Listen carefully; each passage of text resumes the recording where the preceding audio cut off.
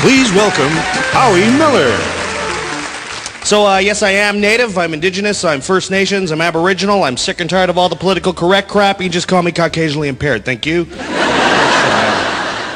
I don't mind being Native, though. I like the free stuff. You know, like the land, the education, the healthcare. I'm not sure if you're aware of this, but here in the city I get free cab rides. Well, they're cop cars, but they get you home. They're, Ever gone to an ATM and accidentally pressed French? Have you done that? You have. Now you find out in a language you probably can't understand that you have no cash. Un petit peu. What the hell does that mean? Then your redneck mentality kicks in. Hey, wait a minute. How the hell do the French know my PIN number? You guys got some of the oldest drivers I've ever seen in my life right here. What's the law here? You don't bury your dead, you put them in the car, send them downtown? It's the passing lane, not the passing away lane. Move over.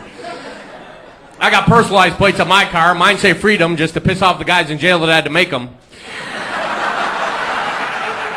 My eyes have been open in Vancouver. It's a city I love, and it's a city that just embraces culture and people from all over the world, and it doesn't matter who you are. I saw a very cool thing. I moved to Vancouver over a year ago, and shortly after I moved to Vancouver, I saw my very first gay pride parade. And I had never seen a gay pride parade before. Like, I'm from Alberta. I've seen a gay pride chase or two, but never a parade. Till I was married, ladies, I had no idea there was such a thing as good towels. Apparently I was drying my ass with the good towels. I didn't even... What do you mean they're for company? I figured good towels are kind of symbolic for how you're allowed to look at other women for the rest of your life when you're married, hey? Look and don't touch. Holy gee, she's fluffy.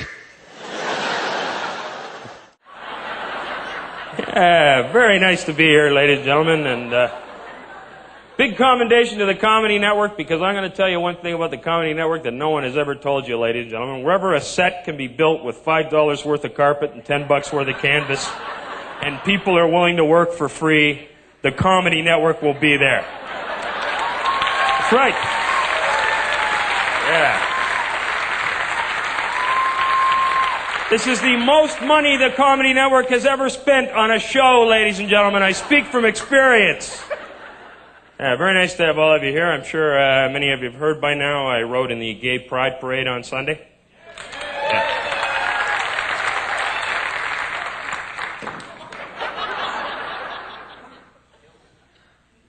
Sorry about that.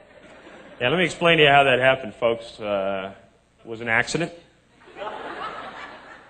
Every Sunday, I rent a blue BMW convertible, and I slap a sign on the passenger door with my name on it, and I cruise down Yonge Street and wave at people.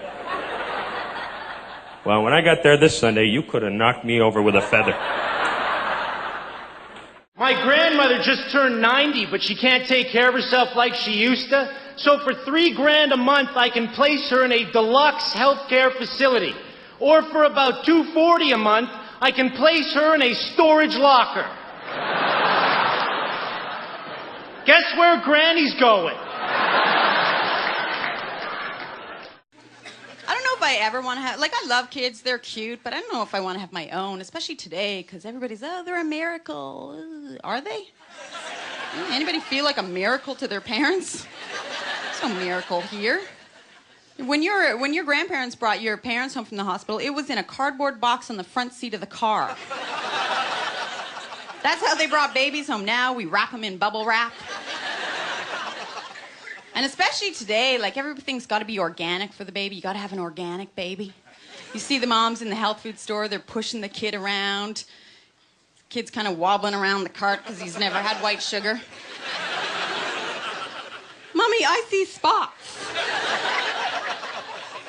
She's always in yoga gear. You think she's going to break into a pose at any minute. I actually saw a mom speaking sign language to her baby. I guess that's the new thing now. You got to communicate with the little baby, which is weird for me because when I was growing up, my mom had one sign.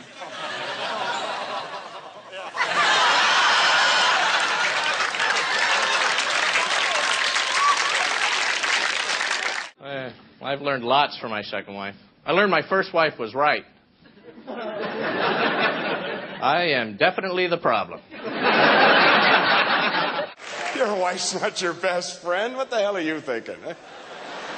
And it's funny how not every man applauded at the same rate. Did you notice that, you know? If a guy's been married less than a year, he applauded right away because he's in love, you know.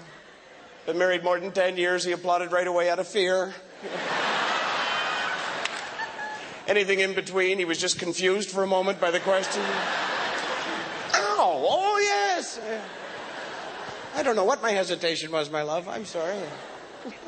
You don't really want your wife as a best friend, do you? I mean, I do love my wife, as I say, but I don't think we're ever going to be pals, you know?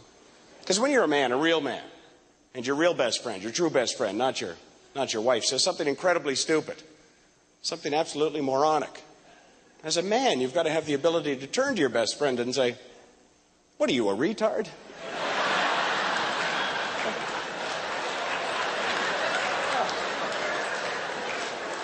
Well, you don't want to say that to the wife. I had another woman come up to the front door of my house, ring my doorbell, get me up from my cartoons to go talk to her. She wanted me to sign a petition to ban street hockey in my neighborhood. Yeah, I told her to get a map and check out what country she's in.